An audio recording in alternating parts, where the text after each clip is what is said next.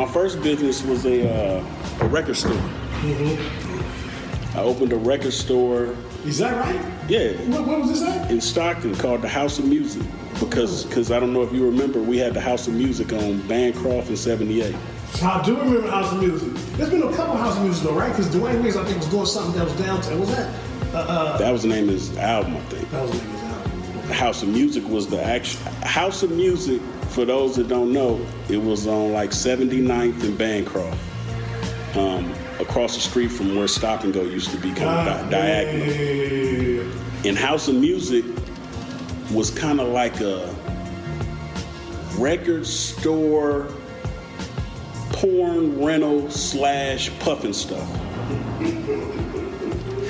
Oh, that was kind of nice. Yeah.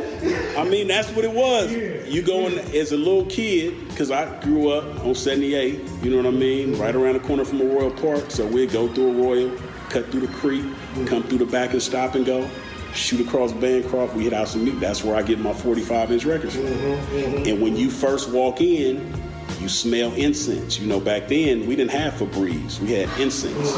Your parents burnt incense. So as soon as you walk in, you come through the beads. All of the beads hanging in the doorway.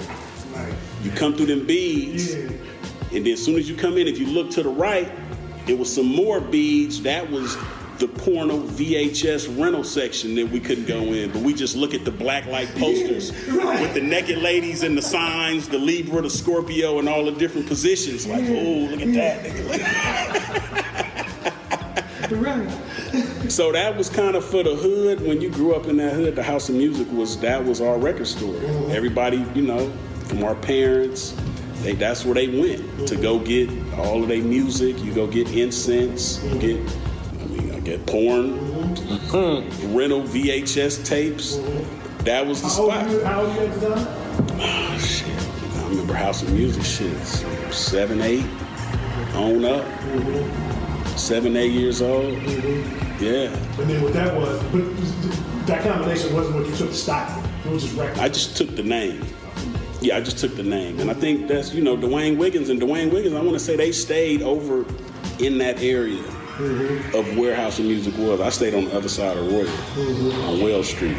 But, so I think, I don't know if that was his album named House of Music. I remember he did something that had to do with House of Music, but I think that's where it derived from that spot that we all went to.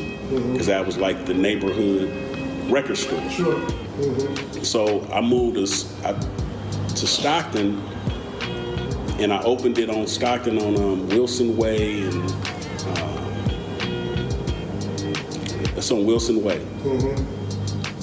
And I took from T.Y. Uzi's, they had the, you remember when they would put the billboards up of Mac 10 and all of the people, we had it, their little cardboard, maybe they was 7 by 7 or something. So I did the same thing. I took all of the billboards out there, and we was on Priority at the time. So it was a good way for me to funnel through Priority for them to spend money with me to market their artists and make billboards for them. Yes, sir. So they would buy ads, buy billboard space from it, and, you know. And so it was good because we had me being in the music industry, I knew how it worked. So I was able to go to the distributors and get, I want to say music come out on Tuesdays, right? Music came out on Tuesdays at all of the big chain commercial stores. So my niche was, I get the order from my distributors Wednesday prior, pay for overnight shipping, get it Thursday. So that way, before it came out Tuesday, I was the only store with it Thursday, Friday, Saturday, Sunday, and Monday. Yes, nice. So everybody knew when they wanted something brand new that was coming out, I'm going to have it 5 days early. And I'll be able to give it to you about $3 more than the chain stores is getting it for, but they're going to sell it to you for because they buying in bulk. But cats didn't care. They'll pay $3 extra, so that gave me my edge. You know, so I did. This is disruption here, yes. Yeah, so you know, I did. I made it was cool. It was, I made Stockton shirts, sold them because I was in their neighborhood. How old were you at this time? 27, 28. Yeah, 27. Oh, you said this is when you guys were on Pearl. Yeah. Yeah. That was your first business. So I did that. I mean, and my uncle ended up opening a cigarette store right next to me. And so I think he was there first. Matter of fact. And then I would go to a cigarette store. And I needed, because I had bought the house in Stockton when I was 22, 23. I had bought that house in Stockton, but I was just going there to get mail. It wasn't home.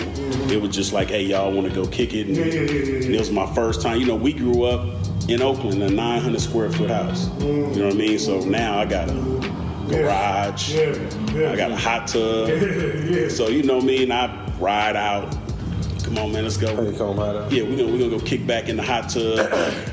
It just, we spend the weekend there, so I wasn't really there. So I was looking for a reason to stay in Stockton. So I was like, maybe if I open a record store, it'll give me some type of revenue. So my time in Stockton ain't non-productive.